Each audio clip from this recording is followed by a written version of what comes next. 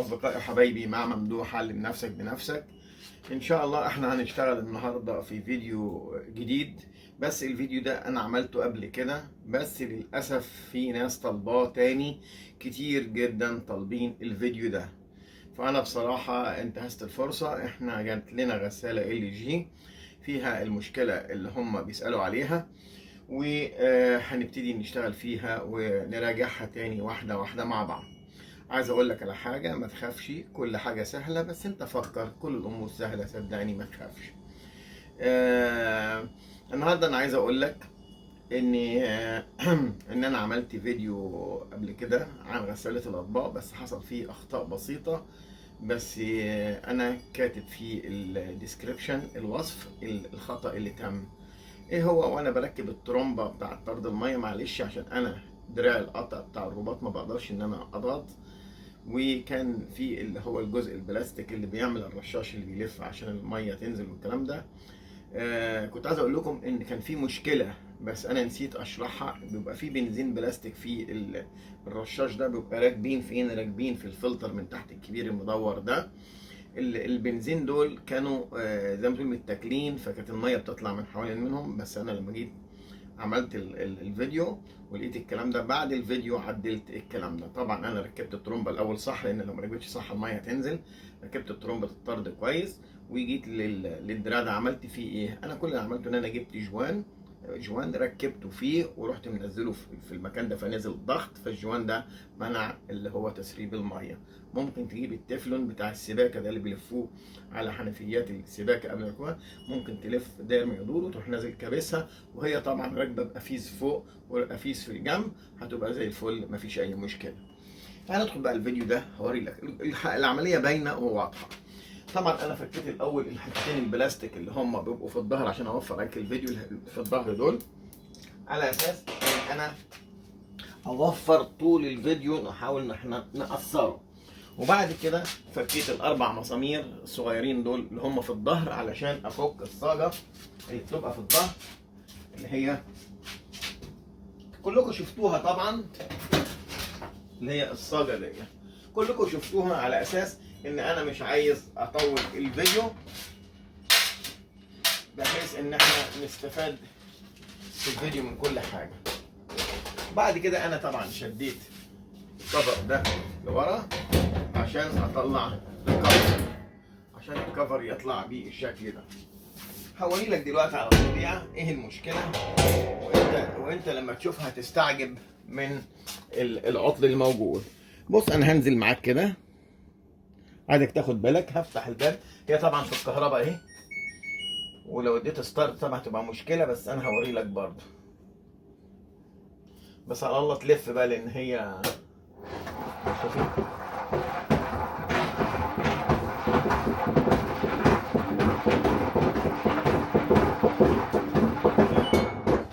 انا سمعتك ووريتك. هفتح الباب، تعالى بقى نشوف هنا في الداخل. هقرب لك بالكاميرا عشان اوضح لك اكتر. يا ريت يبقى ده اخر فيديو عشان تبقى انتوا فاهمين كل حاجه، عشان ما تسالش فيه تاني. بص لو انا مسكت الحله، بص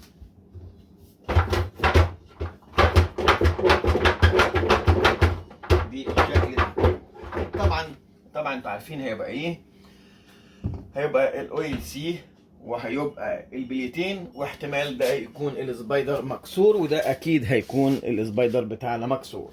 اول حاجه هنعملها علشان نبقى احنا متاكدين من شغلنا، هنطفي، نفصل الكهرباء الاول للامان. همسك الكهرباء كده افصلها، كل ده للامان. هعمل ايه بقى؟ انا هبدا احل الجزء القداماني ده الاول. هاجي للغطا بتاع، هوري لك دلوقتي. هنيجي للغطا بتاع الترومبه وهنفكه الاول. غطا الترومبه هنفتح كده، لازم دي اول حاجه هعملها. عايز اقول لك على حاجه مهمه قوي، مهمه قوي. هنفتح الفلتر بتاع الترومبه. لو فتحنا الفلتر ولقينا فيه الاسمنت ده، يعني معنى كده ان السبايدر اتاكل ونزل مع الميه لترومبه الميه، فنزل هري كده زي الاسمنت. هنفتح عشان نتاكد ان كان السبايدر مكسور ولا ان كان السبايدر سليم. دي مجرد اختبارات يعني. اللي انا شايفه مفيش حاجه، اللي انا شايفه ان مفيش حاجه مكسوره. نتمنى ان السبايدر يكون سليم. في سؤال كده انا عايز اجاوب عليه، اقول لك عليه بالمره. في ناس بيكلموني بيقولوا لي السبايدر لقيناه مكسور لكن مش لاقيينه خالص وعايزين يشتروه من على ايباي او امازون، فطبعا ده بيبقى غالي خالص. عايز اقول لك على حاجه، وانا في مصر كنت بروح سوق السيده عيشه، سوق السيده نفيسه، سوق الجمعه، سوق التلات، اي سوق في اي محافظه من المحافظات او في القاهره كنت منزله، بلاقي غساله زي كده بتتباع رخيصه خالص، او تلاقي الحلل نفسها مفكوكه بره وتلاقي فيها السبايدر راكب. فانا بروح اشتري يا اما الحله كامله على بعضها بالسبايدر، يا اما اشتري السبايدر، او اشتري الغساله على بعضها. مش هتيجي لما تشتريها كلها على بعضها مش هتيجي تمن السبايدر اللي انت محتاجه، وبضطر ان انا اخده وبعد كده انا انضفه، وانت عارفين طريقه التركيب. خلاص يبقى انا كده اول حاجه اهو فكيت اهو. بعد كده هعمل ايه؟ هفتح الباب، هشيل الجوان، مش الجوان بقى، اللي هو القفيز اللي ماسك الجوان بتاع باب الغساله، عشان نبقى ماشيين مع بعض خطوه بخطوه. نشوف مع بعض انا هعمل ايه دلوقتي. كده احنا زي ما انتوا عارفين قبل كده احنا بنجيب الصناره دول، مفك الصناره، وهاجي هنا وفي المنتصف بالظبط هنا بتبقى السوسته اللي انا هركب فيها. بصوا لو انتوا بصيتوا اول غلطه اهي، السوسته تقريبا واحد فكها وركبها فوق اهو، السوسته كده غلط، يبقى كده هتنزل ميه من الامام، يبقى انا هشيل دي. غلط غلط غلط. هقول لك ليه غلط. لما بتيجي تقفل الباب، الباب ده هيتفتح كده يبقى اتفتل، لما يتفتل تلاقي الميه تبتدي تنزل لك من هنا وتسرب من هنا. طب انا اعمل ايه؟ دي لازم تلف والسوسته دي تبقى في منتصف الباب، لان الجزء اللي تحت ده هو اللي بتنزل منه الميه. فانا لما بركب ده في الشكل ده بيعمل بروز للجوان بتاع الباب لبره، فلما بقفل الباب يضغط في الجزء ده، يبقى انا كده انا بضمن ان الميه ما نزلتش. خد بالك من المعلومات اللي انا بقولها لك واحنا ماشيين مع بعض واحده بواحده كده. خلاص كده هبتدي هسلك الجلده كده وادخلها جوه عشان اتاكد ان كل حاجه سليمه. خلاص هاجي بعد كده على اللك بتاع الباب، القفل بتاع الباب، هفك المسمارين بتوع اللك دول. تمام؟ احنا هنمشي خطوه خطوه مع بعض على اساس انك انت تبقى فاهم كل حاجه. شوف عايز اقول لك على حاجه برضو عشان تبقى انت على علم بيها. انا عندي هنا اتنين كومباكت اهو. الكومباكت ده لو بصيتوا صوته عامل ازاي، شوفوا ده بيستخدموه في المصانع لما تيجي تقفل المسمار، يدي لك القفله بتاعه المصنع، وتلاقي ان هو بقي جامد جدا في موضوع الفك. اما ده العادي ده انا بستخدمه في الفك العادي زي كده، السويتش والحاجات اللي زي كده. كده انا فكيت المسمارين تمام. عايز اقول لك على حاجه بقى، هننزل عند البلاستيكه اللي تحت البيضه دي ونشوفها مربوطه بمسامير ولا لا، اللي هي بتاعه الفلتر. هنبص بصه كده، انا شايف اهو في مسمار اهو، هنبتدي ان احنا نفكه في الفلتر تحت اهو، في البلاستيك اهو المسمار اتفك اهو زي ما انت شايف. عايز اشوف بقى البلاستيكه دي في مسامير تانية ولا لا، ابص بصه كده. هنبتدي بقى ان احنا نشيلها نطلعها بره. هنجيب برضو المفك اللي هو الصناره اللي احنا اتفقنا عليه، واشوف في مشاكل هنا ولا لا اهو، وابتدي ادخل واحاول اشدها من الجناب اهو من تحت. لو لقيتها بقى ماسكه معايا يبقى معنى كده ان في، هدور على مسمار فوق، مفيش اي مسمار، يبقى انا هجيب مفك عادة رفيع وهدخل من الجنب على اساس ان انا افصلها من العلبه بتاعتها. طب نجيب مفك ونفكها كده. ادينا جبنا مفك اهو، وهنيجي في الجنب بتاعها ده كده وهندخل اهي كده بالنسبه لي كده طلعت البلاستيكه. شوف عايز اقول لك على حاجه مهم جدا بعد خلعها، لو بصيت هتلاقي البادي الاحمر ده اللي هو في الوش مربوط بمسامير تحت هنا. يعني انت لو فكيت فوق وجيت تفك هتلاقي الصاج ده اتنى وانت تبقى بوظت الكفر اللي هو الخارجي ده اللي هو الوش ده. فهي المسامير اهي تحت اهي. هندخل تحت كده اتفك المسمار اهو بالشكل ده. عايز ابص بقى امشي ايدي اشوف هل في مسامير تاني جوه. مهم جدا تاخد بالك من الحاجات دي. طيب كده تمام. عايز اتمم تحت بقى، تحت هل في تحت مسامير راكبه من تحت ماسكه الوش ده؟ عشان انا لما افك فوق واجي هفك عشان اطلع بالوش هتلاقي نزل مني والصاج ده اتطبق، هتضايقني في التقفيل. لازم نعمل الكلام ده ونتاكد منه. كل اللي انا هعمله همشي ايدي من تحت اشوف في مسامير اهو.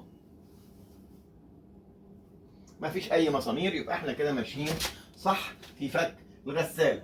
بس انا عايز اقول لك قبل ما تفك اي غساله برضو لازم تتاكد من المسامير تحت. هاجي بعد كده هفك درج الصابون.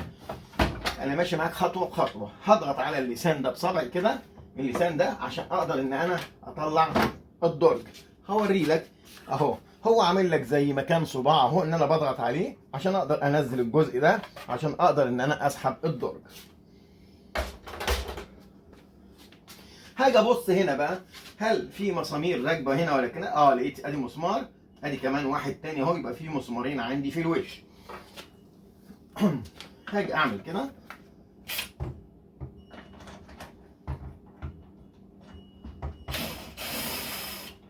كده. ادي اول مسمار، ندخل على التاني.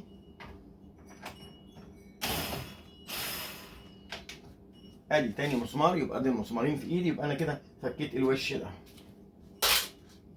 طيب بعد فك الوش اعمل ايه؟ هقول لك على حاجه. عايزين الكفر اللي هو بتاع الدرج ده لازم نزقه نرجعه لورا، عشان لما نرجعه لورا هيديني براح ان انا افك الوش الامامي ده. هحاول اقرب لك بيه الكاميرا افضل علشان اوري لك.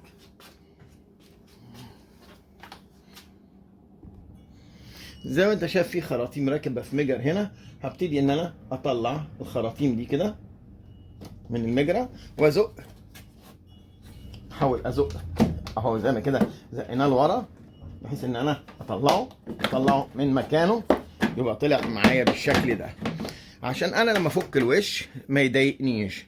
هعمل ايه بقى؟ هدخل على الوش وافك المسامير اللي هي ماسكاه اهو. في مسمارين تاني اهو، في مسمار تاني ورا اهو. انا هسيب دول دلوقتي، المسمارين دول هسيبهم دلوقتي، هنرجع لهم تاني دلوقتي.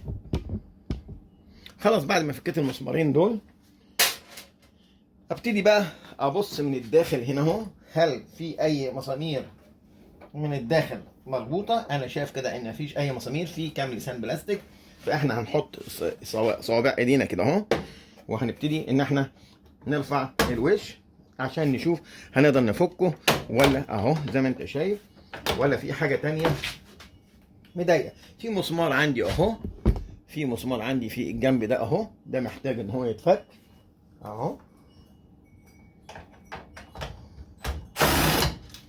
في جنب واحد بس هتبص هتلاقي كده ابتدى يطلع معاك.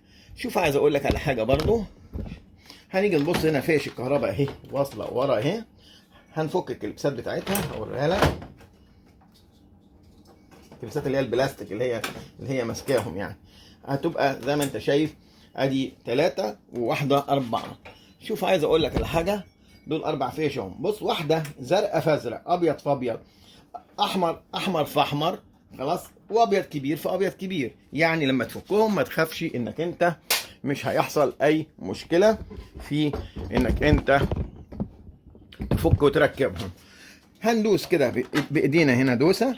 هنفك اول واحد، هندخل على التاني بنفس النظام اهو، والتالت الازرق اهو. سهله خالص، كل الامور سهله ما تخافش، كل حاجه هتتعلمها. هندخل على الاحمر بنفس الشكل هنفكه بنفس الطريقه دي.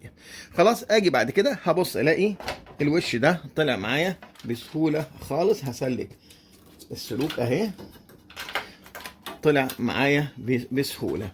هي دي اول حاجه هنعملها، علشان بعد كده عندنا مسامير في الوش هنفكها عشان نسلك نبتدي نسلك الوجه الامامي. هنعمل كده. بص بقى، هرجع لك بالفيديو لورا، هرجع لك بالكاميرا لورا. شايف في مسامير اهي في الوش، ادي 3 اهم، وفي هنا هو 3. نفكهم الاول.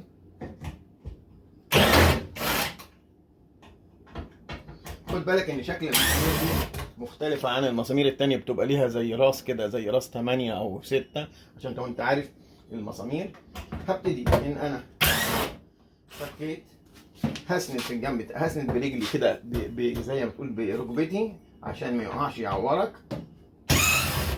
هبتدي اهو.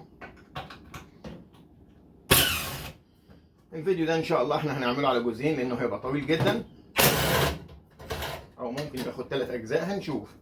كده بعد ما فكيت اديني اجي اشد كده، لازم اسلك الجلد جوه علشان ده يطلع معايا بسهوله.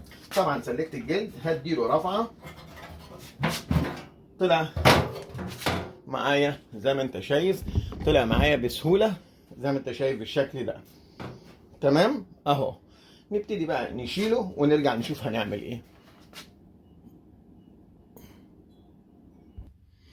هنبتدي بقى نفك الصاجة اللي في الوش دي، ونفك اللي هم قلبين الطوب. طالما انت بتشتغل لوحدك، هقول لك على طريقة سهلة خالص انك انت تشتغل بيها، بحيث تبقى سهلة عليك لو اشتغلت لوحدك. نفك سويتش الباب الاول عشان ده معرض للكسر. فانا بعمل ازاي عشان تبقى فاهم. انا باجي على اللسان بتاع الفيشه ده، بضغط عليه كده جامد، وابتدي ان انا اشد السويتش عشان اطلعه. شوف السويتش ده صغير على فكره.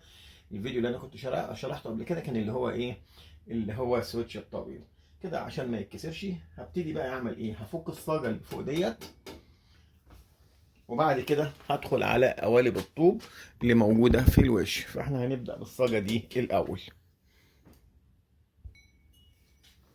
نفك بقى المسامير. شايف كده المسمار مش عايز يتفك. ليه بقى؟ لان ده عايز اللي هو الامباكت بتاع المصنع. يعني احنا هنركن كده على جنب، وتعالى نجيب الامباكت اللي احنا قلنا بيعمل، ونشوف ده هيعمل ايه في المسمار. مش راضي يتفك زي كده.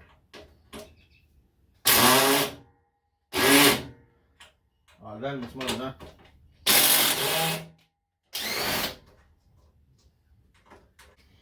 نكمل بقى الجنب التاني. احنا كده خلاص ده اتفك، بس المسمار ده عايز سندة من ورا كده. ايوه كده. هو ده انا بستخدمه في اللي هو المسامير اللي هي بتبقى مسامير ربط مصنع، بتبقى صعبة، فلازم استخدم اللي هو ده. التكة اللي بعملها في الاولانية دي هي دي المفصل اللي هو يقدر ان هو يفك. مفيش مسمار مستعصي تقدر انك انت ما تفكهوش. بعد كده ابتدي هفك. عندي مسمارين فوق اهم، هفكهم عشان اطلع الصاجة. هوري لك المسمارين مكانهم برضو. خلاص بعد ما فكينا مسامير الصاجة، بص بقى، انت عندك هنا الافزان اللي هي كليبسات، واحد ابيض اهو، ابيض اهو، واحد احمر احمر. هاجي على الحمر واجيب معايا البنسة كده، واجي اروح دايس عليه بحيث ان انا اطلعه لورا، ازق لورا يعني.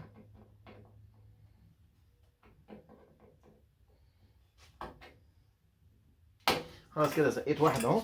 في واحد تحت اهو بقى، يعني انزل له من تحت كده، ده اللي بيبقى راكب رابط الخراطيم دي. ادوس عليه وازقه لفوق. لازم احرره عشان الخرطوم من ورا. خلاص كده. بعد كده اروح رافع الصاجه اهي، هتروح طالعه معايا بالشكل ده. هبص الاقي في واحد تاني اهو، في اهو برضو احمر اهو. هعمل نفس القصه، هرجع احط دي كده، وبرضه هروح جايب اللي هو لونه مختلف عن الابيض، سيب الابيض، هاجي برضه الاحمر اهو، هضغط عليه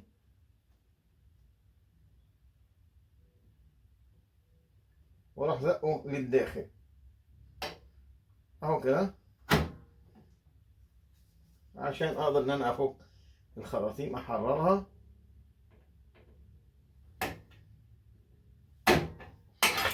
عشان اطلع الصاجه دي بالشكل ده. ادي الكليبسات الحمراء اللي انا بقول لك عليها اهي.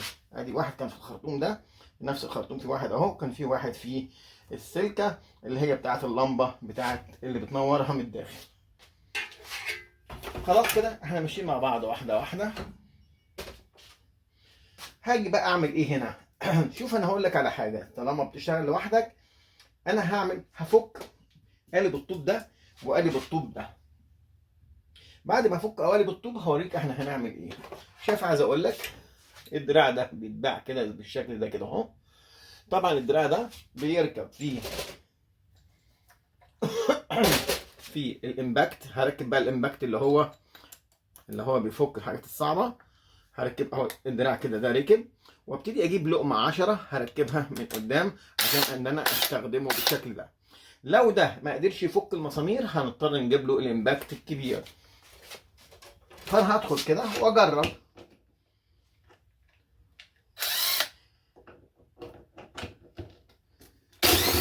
لا فكها اهو، ادي اول مسمار، تاني،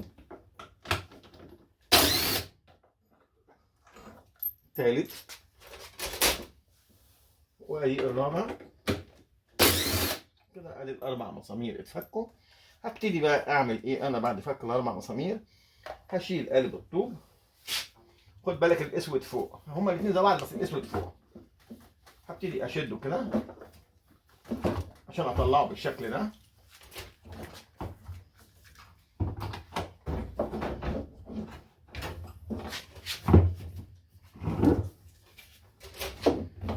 كده انا طلعت القالب الاولاني، تاخد بالك. وزي ما طلعت ده هطلع اللي تحت، واجي للخراطيم دي اجيب البنسه، هطلع منها الابزان. هاجي القفيز اهو، هضغط عليه واطلع بيه لفوق، والقفيز التاني اهو،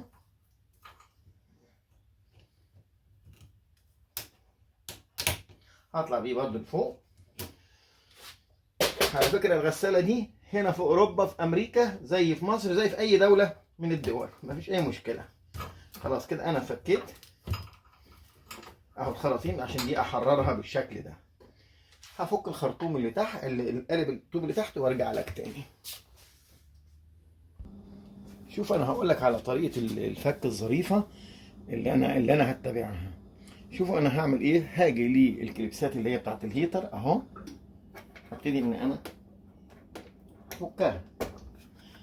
خد بالك زي ما انت شايف. هاجي هنا على ده الترموستات بتاع الحراره اللي بيقيس لي الحراره، اطلعه بالشكل ده. لازم احرر كله ده. السنسور، بص السنسور ده يعمل لك اكواد، لازم ده يتنضف كويس السنسور ده. خلاص يبقى فاضل لي ان هو اللي هي صاموله الارض، صاموله 10 هنفكها عشان نطلع هنا. شوف انا هعمل ايه بقى علشان تاخد بالك. هاجي هنا للكليبس ده هقصه ونبقى نركب كليبس تاني غيره. عايز تصور الحاجات دي صورها عشان انت ما تخطئش ويحصل منك خطأ. شوف هقول لك الطريقه بقى اللي انا هفك بيها طالما انا شغال لوحدي. انا مش هفك اي خراطيم دلوقتي، بس انا هقول لك هعمل ايه. شايف البنز البلاستيك ده اللي هو راكب فيه المساعد، وعندي مساعد تاني اهو في البنز راكب في الداخل. اوري لك كده عشان تبقى انت عارف. المساعد اهو، والبنز البلاستيك اللي راكب ده. لو جينا في الجنب التاني هنقول برضو ادي المساعد اهو والبنز. البنز ده عشان تشده وتطلعه مش هيطلع معاك. ليه؟ عايز اوريلك. انا اجيب لك واحد اهو بره خارجي عشان تشوف. البنز بيبقى الشكل ده كده اهو، شايف مشقوق من النص. عشان تطلعه لازم تجيب لقمه كده، لقمه 12، وتيجي تدخل فيه من ورا. هيبقى ادخل ده من ورا، واجي اروح ضاغط ده كده في الداخل علشان احاول ان انا اقفل الانفتاح ده عشان اقدر اسحبه بسهوله. هو ده اللي انا هعمله. همسك اللقمه اهو، هوري لك عشان تبقى انت مدرك كل حاجه. اهو. هاجي هنا اهو، وهاجي اجيب اللقمه وادخل من ورا اهو، وابتدي ان انا ازق اللقمه جامد عشان اركبها كويس. وبعد كده هجيب بنسه، وابتدي بنسه بوس كده، وامسك اللي هو الخابور ده البلاستيك. هعمل كده كأنك انت لو شديته هتكسره، وامسك الخابور ده وابتدي ان انا الفه مع الشد على اساس ان هو يطلع معايا. هو شديد شويه، وزي ما قلت لكم انا دراعي مش بقدر.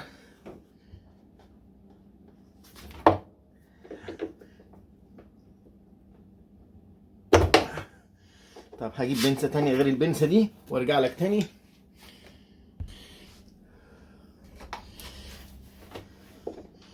كده اهو، اهو كده بالشكل كده طلع. شوف هوري لك حاجه. شايف هنا فيه زي، شايف النتوء اهو طالع بره اهو. انا ده لو شديت ده هيزنق في الفتحه دي، وبالتالي مش هيطلع. فانا لما بدخل دي كده انا عايز اضغط على ده، فبدخل كده بس طبعا بقوه. شوف انا كده ضغطت عليه عشان يقدر ان انا اسحب ده يطلع معايا بسهوله. تمام، انا معاك واحده واحده عشان ما تتعبش. بعد كده هاجي على المساعد هخبطه كده. خلاص طلعت كده المساعد. اللي عملته في الجنب ده هرجع اعمله في الجنب التاني. خلاص كده بعد ما فكيت المساعدين هاجي على الصامولة 10 دي، وبرده بفكها عشان يطلع الارضي، وارجع اركب الصامولة عشان ما تضيعش مني. اهي هركبها بالشكل ده كده. بعد كده نجيب قصافة ونقطع الكليبس.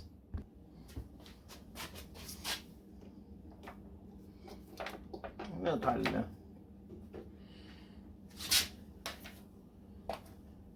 هنقطع الكليبس ده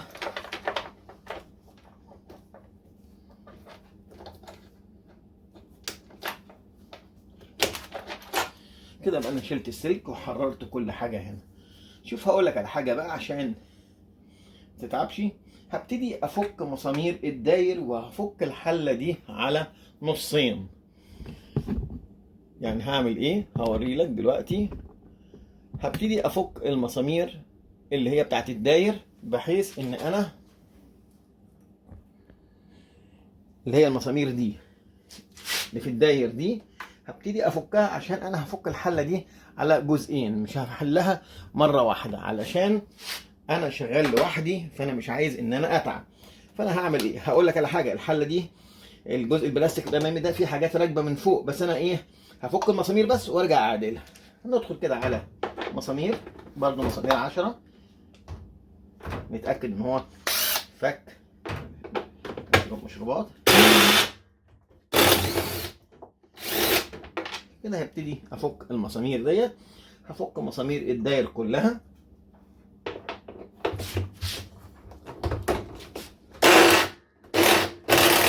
اللقمه دي هنغيرها، اللقمه دي وحشه. بعد ما هفك الداير هرجع لك. خلاص كده انا فكيت ال 16 مسمار بتوع الداير. هبتدي بقى ان انا هرد الغساله تاني لتحت، اوقف على رجليها ونشوف هنعمل ايه من الخلف. هلاقي هنا مسمارين من فوق اهم. ده القفيز ده هفتحه بس سنه كده عشان اشيل السنسور ده، وبعدين القفيز التاني ده هفكه خالص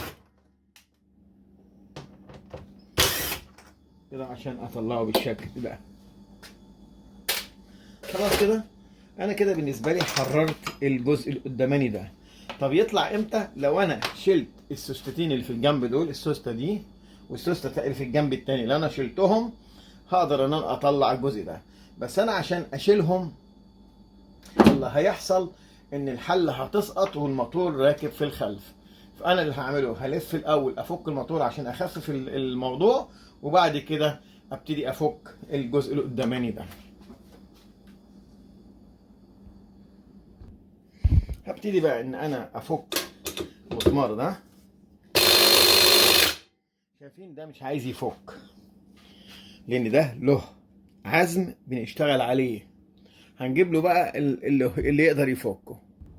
ده بقى امباكت تاني، ده اللي هو مخصوص للحاجات التقيله اللي زي كده. همسك انا الحله اللي زي كده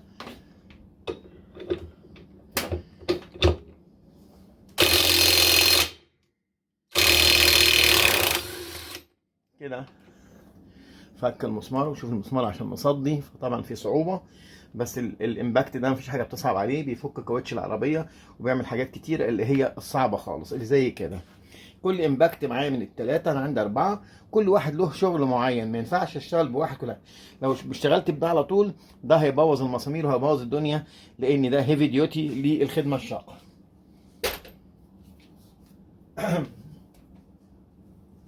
خلاص كده هبتدي ان انا هحرك الجزء ده كده، اللي هو الكفر ده بتاع الموتور. لازم ابص على السنون دي، هل السنون دي بايظه ولا سليمه، لان دي لو بايظه ممكن يلف على الفاضي وتلاقي نفسك انت محتار تعمل ايه. خلاص كده هاجي بقى على هنا، هلاقي 6 مسامير 10. هفك ال6 مسامير ال10، وبعدين عندي الفيشه اللي تحت ديت اللي هي بيبقى راكب فيها السنسور. انا اعمل الاول، انا عايز احرر ده خالص. هفك المسامير اللي تحت ديت الاول، عشان انا عايز احرر السلك ده الاول. في عندي مسمار تاني تحت اهو برضو بكليبس. شفتوا لو لاحظتوا الحله سقطت ازاي؟ كان اللي ماسكها السلوك بتاعت الكهرباء ديت. طلع المسامير،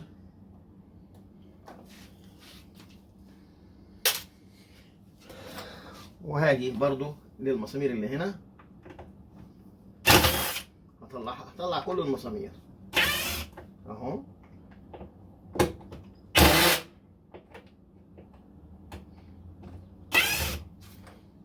كده انا فكيت كله، يبقى مفيش غير المسامير بتاعت السنسور.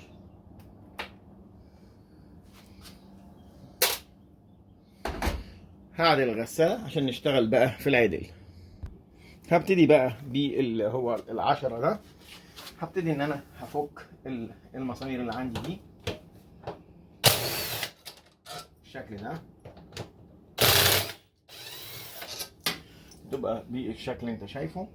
هنفك ال6 وبعدين نطلع اللي هو الراوتر، اللي هو الستيتور، اللي هو الملفات يعني. هبتدي بقى نطلعها.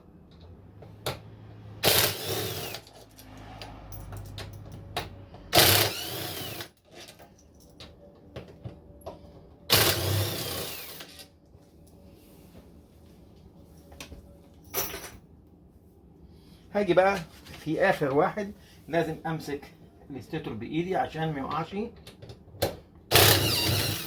يبقى بالشكل ده كده.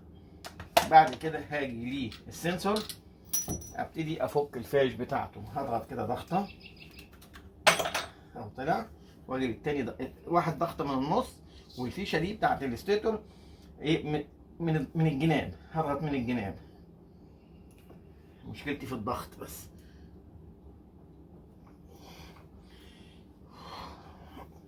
هبتدي ان انا هضغط كده واطلع الفيشه التانيه دي من مكانها.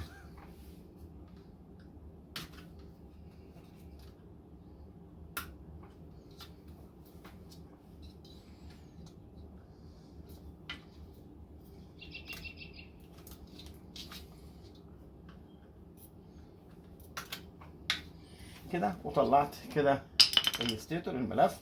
ولازم اتاكد ان هو ما هوش بايظ وما فيهوش اي قطع في السلوك. لازم اتمم على ايه.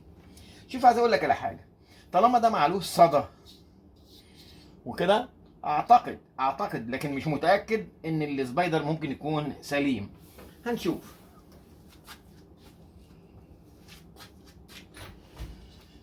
خلاص احنا كده فكينا بالشكل ده. هضطر بقى ان انا اعمل ايه بقى. هبتدي اشيل السوستتين اللي هم في الجناب.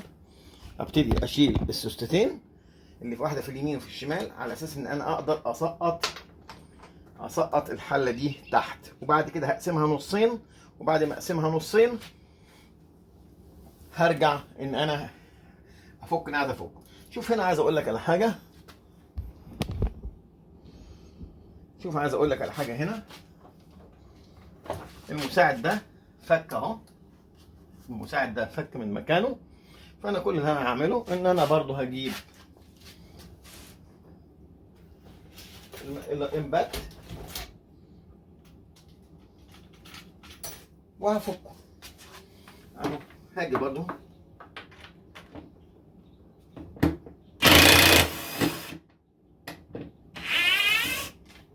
هفكه. على فكره هو في برضو العظمه البلاستيك اللي احنا شلناها البنز ده، بس انا افضل ان انا افكه كله واريح دماغي يعني. كده انا فكيت مسمارين، في مسمار من قدام هنفكه ونبتدي نحرره خالص. نعدل الغساله الاول. كده انا خلاص فكيت المسمار ده وطلعت الخرطوم ده. في خرطوم تاني في الجنب ده تحت هنا اهوت، بيبقى خرطوم كبير، هحاول اوريهولك. شوف انا هاجي هفك المسامير اللي هنا دي. ليه هفكها؟ عشان اخلي الدرج ده اطلعه برضو، عشان الخراطيم اللي تحت والحاجات دي تبقى سهله في شغلها. ما تخافش والله، كل حاجه سهله. انا كده هفك اهو. طبعا انت هتقول لي انت فكيت كتير وماله، ايه المشكله يعني؟ ده الشغلانه دي يعني نقول مثلا ساعتين زمن، ساعتين زمن، مش قصه يعني. كده انا بعد ما فكيت احاول اشوف كده خلاص ده اتفك اهو. ابتدي الدرج اللي ورا الابيض ده اروح ازقه لورا كده عشان ابتدي ان انا اطلعه من مكانه، على اساس ان انا اشوف كل حاجه تحت. انا بعمل كده عشان عايز اوري لك كل حاجه على الطبيعه. بص الخرطوم اللي بقول لك عليه اهو، اكيد كده، اكيد كده ظهر اهو. اللي هو الخرطوم اللي انا ايدي عليه ده. طبعا انا شلت كده. عايز تشيله من تحت ماشي، عايز تشيله من فوق ماشي. انا هدور على الاصالح. الصالح ليا ان انا افكه من فوق من العلبه البيضه دي، من المسمار ده. انا هفضل كده. وبعد كده انا ممكن افكه من تحت براحتي بعد كده. خلاص كده انا فكيت.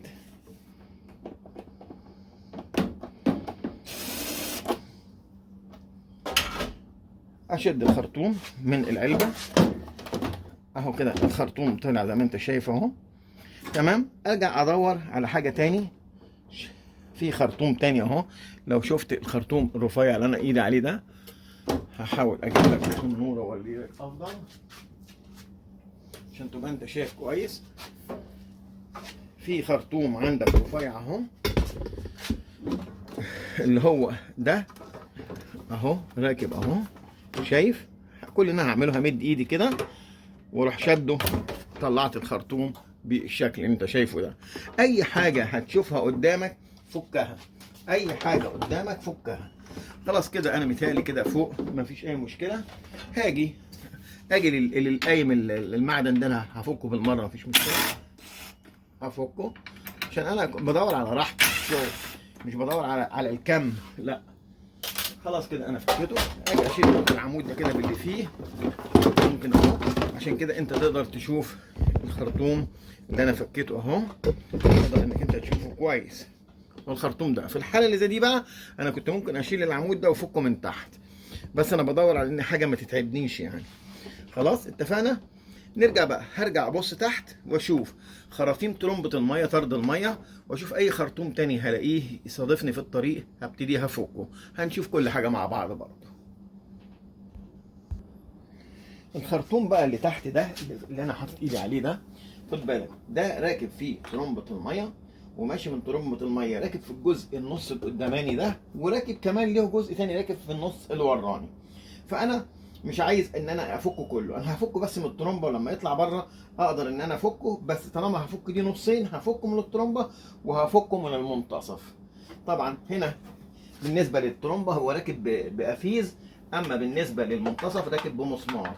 فاحنا هنعمل كده بس نفك هوري لك بس، كان نفسي تشوف دي افضل.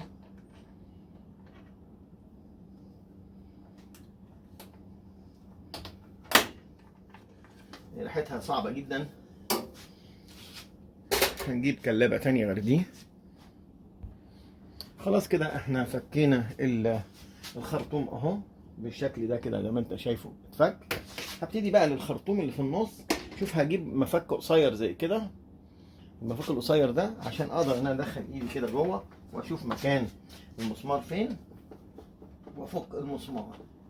طبعا انا مش عارف ده جي ام ولا عاده، هنشوف دلوقتي.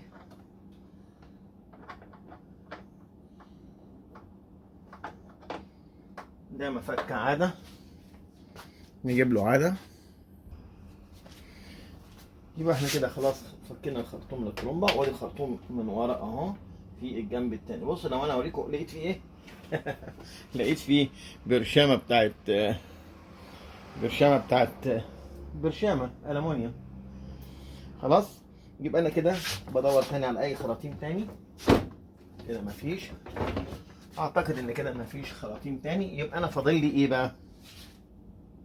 فاضل لي اي حاجه ارجع تاني انزلها وابص من الخلف قبل ما نعمل اي حاجه غلط.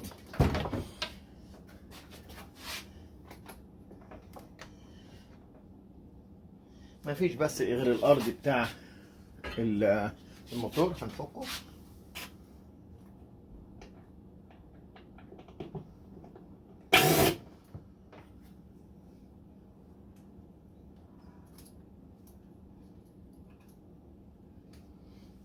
كده تمام. خلاص كده هجيب سوسته اوريك انا هعمل ايه. هنيجي هنا بقى هنجيب سوسته تانية تبقى معايا كده، وابتدي اجي هنا اهو اشيل القفل ده الاول. في قفل عندي ان هو لازم اشيله على اساس ان انا اطلع السوسته. في قفل اهو عايزك تاخد بالك، هطلعه اهو هتشوفه كويس اهو اللي في المكان ده.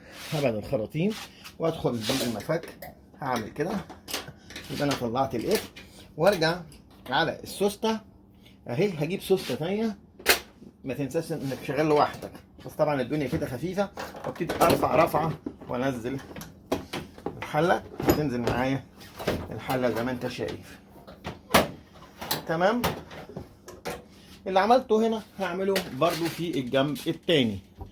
هتشوف اهو في الجنب التاني هاجي للقفل اهو طلعه بالشكل ده كده، وهرجع برضو بالسوسته. هشد السوسته، طبعا ده زانق لازم ده نحرره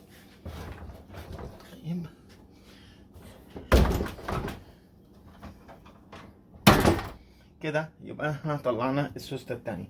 عايزك تاخد بالك السوسته دي راكبه من ورا. طيب نبص على السوسته التانية راكبه ازاي عشان لو احنا عارفين. يبقى دي راكبه بالشكل ده اللي انا ماسكه بايدي ده. طب نعمل كده ونشوف السوسته التانية راكبه ازاي برضه عشان نبقى على علم. بص بقى السوسته التانية دي راكبه من قدام. هوريلك ازاي، هقول لك يعني ايه راكبه من قدام. لازم تاخد بالك من الحاجات الصغيره دي. الحاجات دي انت ممكن تشوفها تافهه بس هي مش تافهه دي. يبقى واحده عكس واحده. السوسته دي راكبه كده بالشكل ده كده، السوسته التانيه راكبه عكسها. خد بالك واحده عكس واحده. يبقى دي كده ودي كده. لازم تاخد بالك من اللي انا بقول لك عليه. واحده عكس واحده، تاخد بالك. خلاص كده احنا فكينا الحله. نرجع الغساله لورا.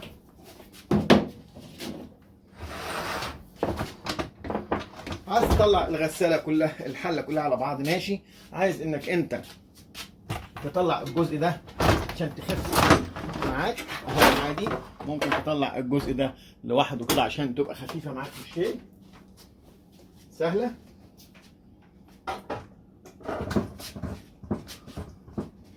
يبقى انت كل اللي موجود عندك اللي هو النص التاني ده هو ده. يبقى انت كده سهلت الامور على نفسك كتير في الفك. بص بقى عايز اوري لك حاجه. شايف الجزء ده متاكل ازاي؟ هنقرب كده عشان اوري لك. نتيجة الاحتكاك. شايف حصل تآكل اهو، شايف التآكل ده كله، ده تآكل. طبعا هي بتمشي كلت الجزء اللي هو فيه الحله. مش هيجرى حاجه، احنا لما نغير البلي ونظبط الدنيا مش هتلاقي الكلام ده خالص وهتظبط. شوف البلي عامل ازاي. بس كده هتبقى سهله بالنسبه لي ان انا اخرجها.